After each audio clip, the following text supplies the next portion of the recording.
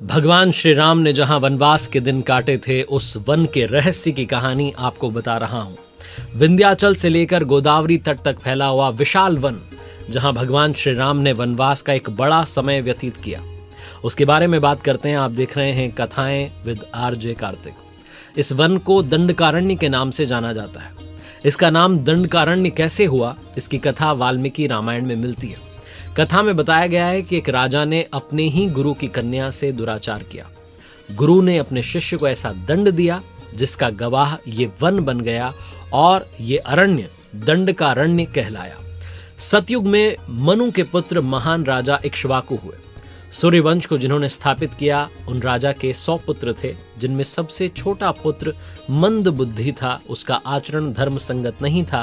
वो अपने पिता की बात नहीं मानता था, जिसकी वजह से पिताजी उससे रुष्ट रहते थे और इसी कारण से उनको लगता था कि ये पुत्र नहीं, एक दंड मुझे मिला है, इसलिए उसका नाम दंड रख दिया गया था। क्योंकि प्रसिद्ध राजा इक्ष्वाकु के कुशल राजपाट के लिए वो एक दंड के समान ही उन्हें हमेशा प्रतीत होता रहता था। अपने पुत्र के ऐसे आचरण के चलते राजा ने उसे खुद से दूर कर दिया और जिसके लिए उसे विंध्य और शैवल पर्वतों से घिरा हुआ जो पूर्वी मध्य भारत का शासन था, वो सौंप दिया। वहीं राजा ने गुरु शुक्राचार्य को दंड का गुरु बनाया ताकि पुत्र अपने किसी कृत्य के चलते भविष्य में परेशानी का सामना न करे। उसने अपने राज्य मधुमंता में जो गुरु शुक्राचार्य का आश्रम था, वहां जाकर के शास्त्रों का अध्ययन करने का निर्णय लिया और उस सुंदर आश्रम में गुरुजी की रूपवती कन्या अर्जा रहा करती थी।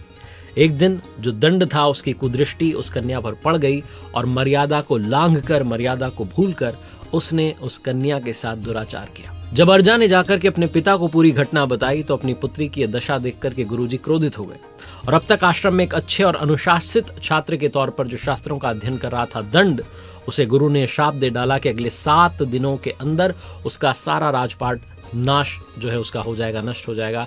यहाँ तक कि उसके राज्य से 100 कोस दूर तक श्राप के प्रभाव से शमशान जैसा नजारा दिखेगा, जहां किसी भी जीवित जीव जंतु का कोई भी चिन्ह शेष नहीं बचेगा।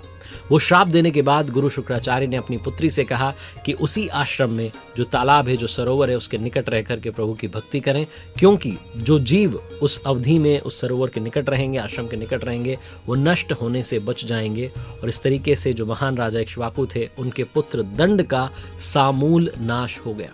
जिस राज्य में कभी सुख संपन्नता की धारा थी, वहां 7 दिनों के बाद शमशान जैसा सन्नाटा पसर गया और कुछ समय के पश्चात कहा जाता है कि एक ऐसा जंगल उत्पन्न हुआ जिसके भीतर सूर्य की किरणें भी प्रवेश नहीं कर पाती थीं। इसके बाद से ही उस जगह का नाम, उस स्थान का नाम दंडकारण्य पड़ गया।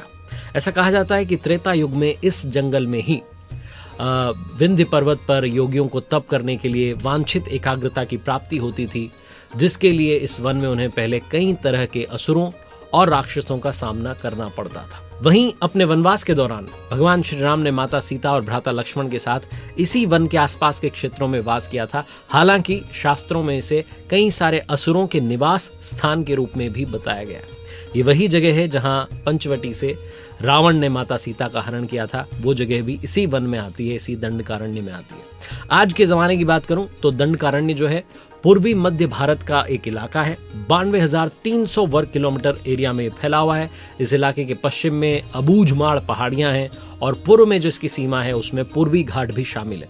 दंडकारण्य में हमारे देश के छत्तीसगढ़, ओडिशा और आंध्र प्रदेश राज्यों के हिस्से शामिल हैं और इसका जो विस्तार है वो उत्तर से दक्षिण तक करीब 320 किलोमीटर और ईस्ट से वेस्ट तक लगभग 480 किलोमीटर है। छत्तीसगढ़ सरकार ने इस दंडकारण्य को राम वन गमन पथ का हिस्सा बनाया है। राम वन गमन पथ जो है राज्य और केंद्र सरकारों की एक पहल है, जिसके अंतर्गत पूरे देश में 248 ऐसे स्थानों को शामिल किया गया है जहां भगवान श्री राम ने 14 वर्ष का लंबा वनवास व्यतीत किया था। इन सारे 248 स्थानों को धार्मिक पर्यटन स्थलों का दर्जा दिया गया है और इनको संवारा जा रहा है, इनका विकास किया जा रहा है। तो ये थी कथा दंडकारण्य की। कथाएं विद आरजे कार्तिक।